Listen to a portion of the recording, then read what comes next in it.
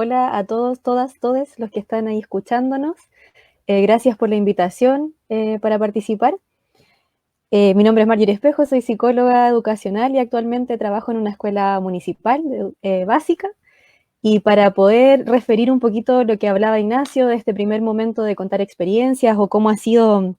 cuáles son las principales barreras al aprendizaje y la participación, yo quisiera primero dar un contexto de qué es lo que hago, cuál es el foco fuerte de mi trabajo más que nada. Yo llevo casi 4 años trabajando en el ámbito educacional y muy poquito a poco he ido especializándome en los temas que son más de psicología educacional. Yo al principio me veía mucho como una psicóloga en el contexto escolar, pero cada vez que ha ido pasando el tiempo y he hecho más cosas dentro de este contexto, me he visto más como psicóloga educacional, lo que para mí ha significado posicionarme desde la temática aprendizaje y desarrollo, pero situada en el contexto de la institución escolar con la cultura escolar, lo que pareciera que es muy particular y tiene toda la especificidad del rol. Y desde ahí he trabajado en el área psicosocial de los establecimientos educativos en nivel básico y de dependencia municipal en una comuna de la región metropolitana,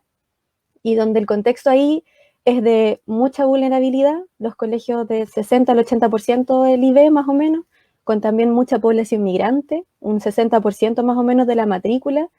y es para mí algo que yo he referido como un contexto de pobreza. Es un escenario donde hay mucha pobreza en la población escolar y en las familias también. Y desde ahí lo que principalmente he hecho es trabajar como psicóloga de la dupla psicosocial, y eso en mi área ha sido trabajar directamente con trabajadoras sociales, que son mis compañeras como más inmediatas, y bueno, también desde el ámbito de la convivencia escolar con el equipo de convivencia. Mi trabajo se financia con recursos CEP y esto no es menor porque eso también indica una directriz o cierto lineamiento de lo que tengo que hacer. Por tanto, mi rol se vincula principalmente con acciones preventivas con respecto al riesgo psicosocial de estudiantes que están en situación de vulnerabilidad. Y aquí lo que más se me solicita hacer desde la jefatura, tanto a nivel comunal como de los propios equipos de gestión, tiene que ver con atención de casos a estudiantes. Y eso es principalmente cuando se observan dificultades que se expresan en el ámbito conductual, comportamental, emocional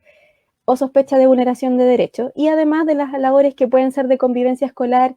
propiamente tal, como, no sé, participar en talleres y manejar temas de clima de aula, por ejemplo, o de convivencia entre pares. Y lo que aquí, dentro de este contexto, yo he podido observar en el ejercicio de mi rol es que una parte importante de lo que yo realizo se centra en la atención de problemáticas psicosociales que se expresan en los estudiantes o que se ve que están como contenidas en ese espacio subjetivo. Y es el estudiante, la estudiante, quien a través de alguna expresión problemática, como una conducta disruptiva, como, no sé, un relato de alguna afectación emocional o una vivencia de maltrato, está manifestando algo que ocurre. Entonces, esto hace que a mí se me pida pesquisar, se me pida recabar información, que yo pueda acceder a ese mundo subjetivo y poder decir o ver qué está pasando. Y eso implica entonces el uso de algún tipo de herramienta como entrevista, por ejemplo, para poder acceder a esa niña. Y los resultados de esta entrevista generalmente son puestos en forma como de algún diagnóstico de la situación problemática, que generalmente remite como a problemáticas a la familia, a la dinámica familiar o a las relaciones en la familia. Muy pocas veces se me acercan, dentro de mi experiencia al menos, se me han acercado como para decir hay un problema en el aula, hay un problema como de la convivencia escolar específica. Casi siempre la demanda que surge es porque hay una situación en el niño o la niña y que esa situación tiene que ser como develada de alguna forma. Y aquí es donde yo voy visualizando algunos dilemas importantes de mi rol que tienen que ver con barreras a la participación, porque en un sentido importante, estas entrevistas suelen ser con este fin indagatorio, como esta situación que hay que develar con herramientas propias de la profesión de psicólogo o psicóloga, y luego eso se lleva a los niños o a los adultos responsables y viene una fase como de diagnóstico y de prescripción. Entonces, ¿por qué se está produciendo esta situación? ¿Qué podemos hacer al respecto? Se generan compromisos con las familias, generalmente uno atribuye la responsabilidad que son ellos, los adultos, los padres, madres o cuidadores, los que son responsables de estos fenómenos que estamos viendo en los niños, y se les ofrecen alternativas de cambio y se suscriben compromisos, y todo esto siempre con atención al marco de derechos, porque somos una institución garante de derechos, somos profesionales garantes de derechos, entonces tendríamos que estar siempre velando porque no se vulneren los derechos de los niños. Porque si entonces los padres no aceptan los compromisos, no aceptan los cambios, podríamos tener que judicializar, tendríamos que vernos muchas veces, y lo hacemos muchas veces también, en esa situación. Las vulneraciones de derechos son un tema súper relevante en mi trabajo, y yo trabajo continuamente con eso, y yo siento que es un rol como casi de amenaza, porque estamos viendo que si no se produce ese cambio esperado de la situación problemática y la situación psicosocial de los niños y de las niñas está siendo tan afectada, entonces hay una vulneración, y muchas veces hay vulneraciones muy graves también. Eso es cierto, o sea, yo también en esas entrevistas que realizo observo que la niñez está siendo vulnerada de muchas formas, pero no solamente por los padres, no solamente por las familias, sino que hay un sistema entero de protección que no está ejerciendo esa labor de protección y de cuidado, a mi juicio, pero se responsabiliza a los padres y se individualiza ese descuidado y esa desprotección en ellos y en ellas. Y el maltrato está muy extendido también, o sea, hay montones de situaciones de maltrato. Los niños,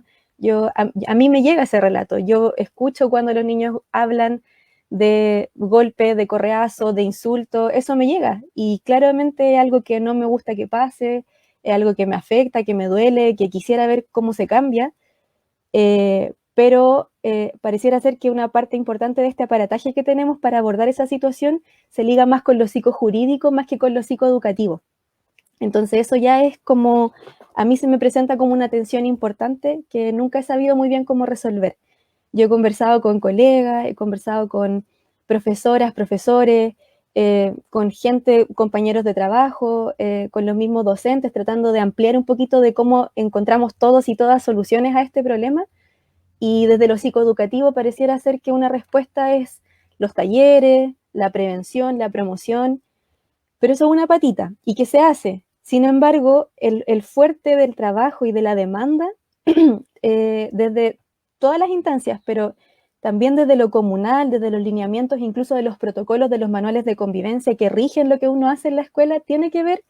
con esta dirección bien como intencionada hacia develar las irresponsabilidades de las familias. Y ahí es donde yo he sentido siempre que mi rol se vincula mucho como a ser un agente de control y vigilancia sobre las parentalidades. Y es algo que me pone muy tensa, que no sé muy bien cómo resolver,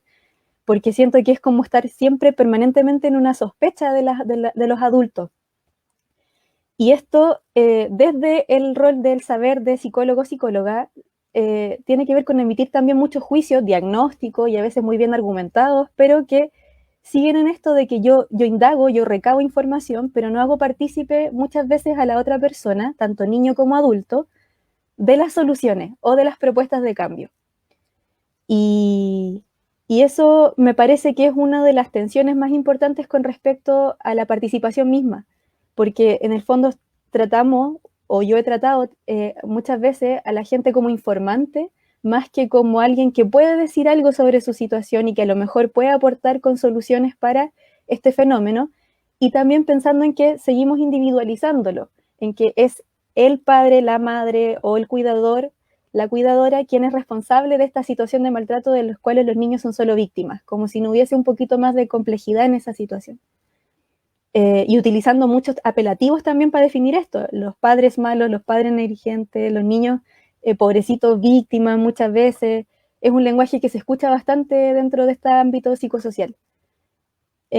Y me pregunto entonces ahí por las relaciones con la pobreza, ¿cómo establecemos? Porque yo no sé si en otros contextos, por ejemplo, en otras escuelas, donde no exista un nivel tan alto y donde no se registren este diálogo con la pobreza como categorizando que es la pobreza la responsable de que esta violencia ocurra, yo no sé si los abordajes serán los mismos. De hecho, me parece que la figura en otras instituciones, en otros espacios escolares, no es la de dupla psicosocial, sino que es psicólogo educacional o psicólogo no sé, orientado a temas de convivencia específicamente, o orientación en el departamento de orientación, etcétera. Pero acá ese rol que está muy circunscrito a lo de la dupla psicosocial se liga mucho con esto también. Y,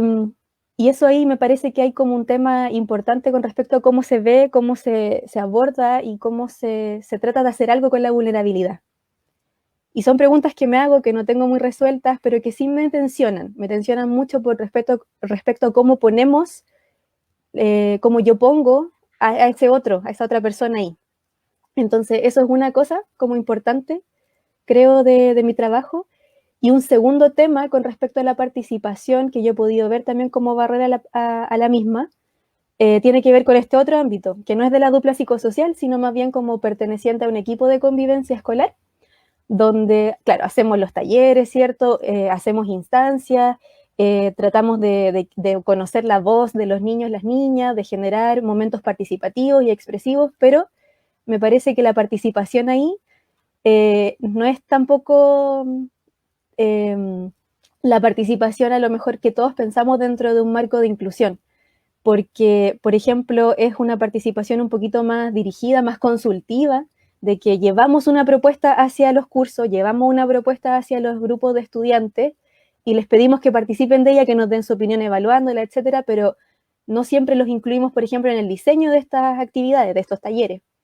No siempre los hacemos partícipes de todas las fases, de que puedan decidir muchas partes de los procesos en los cuales estamos interviniendo. Entonces también ahí me parece que hay una participación más pasiva de los niños, o una mirada de los niños y las niñas como sujetos mucho más pasivos que no pueden participar de estas fases.